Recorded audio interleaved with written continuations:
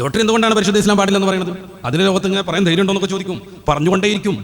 ആര് അംഗീകരിച്ചാലും ഇല്ലെങ്കിലും ഇസ്ലാമിൻ്റെ ധാർമ്മിക മൂല്യങ്ങൾ പറഞ്ഞുകൊണ്ടേയിരിക്കും. ഭൗതിക ലോകം ആകെ മാറി നിർത്തിയിട്ട് ഇസ്ലാമിൻ്റെ ധാർമ്മികമായ മൂല്യങ്ങളെ നമ്മൾ അവഗണിക്കാൻ പറ്റുമോ? ഒരാൾക്ക് 10 കോടി നൽകുന്നു ഒന്നാം സമ്മാനം, ഒരു 7 കോടിയൊക്കെ കിട്ടുമായിരിക്കും, അല്ലെങ്കിൽ 6 കോടിയൊക്കെ കിട്ടുമായിരിക്കും. മറ്റേതൊക്കെ ടാക്സ് ആയിട്ട് അവിടെയും ഇവിടെയൊക്കെ ആയിട്ട് പോകും. രണ്ടാമത്തെ ആൾക്ക് 5 കോടി എന്നൊക്കെ പ്രഖ്യാപിക്കുന്നു, അല്ലെങ്കിൽ മൂന്നാമത്തെ ആൾക്ക് 1 കോടി എന്നൊക്കെ പ്രഖ്യാപിക്കുന്നു. അത്രയും ആളുകൾക്ക് ഭയങ്കരമായി കിട്ടലല്ലേ എന്ന് ചോദിക്കും. ആണെന്ന് നമ്മൾ തൽക്കാലം സമ്മതിക്കുക. ഇതുവരെ ഈ ലോട്ടറി അടിച്ച ആരും ഉന്നതന്മാരായിട്ടില്ല. ചായക്കടയിൽ നിന്ന് പ്ലേറ്റും ഗ്ലാസും കഴുകി അതിൽ കഴുകിയത് പോരാഞ്ഞിട്ട് ഇത്തിരി ചായപ്പൊടിയുടെ അംശം കണ്ട് ചായക്കടയുടെ ഉടമസ്ഥൻ ചൂടുവെള്ളം ഒഴിച്ച കാരണം ഇറങ്ങിപ്പോയി. ഒരു പൈസ പോലും ശേഖരിക്കാതെ അല്ലെങ്കിൽ മൂലധനമില്ലാതെ കുഞ്ഞു കുഞ്ഞു കുഞ്ഞു ബിസിനസ്സുകൾ തുടങ്ങി ഇന്ന് അറിയപ്പെടുന്ന വമ്പൻ മുതലാളിമാരായവരുണ്ട്. ഇതങ്ങനൊന്നുമല്ലല്ലോ.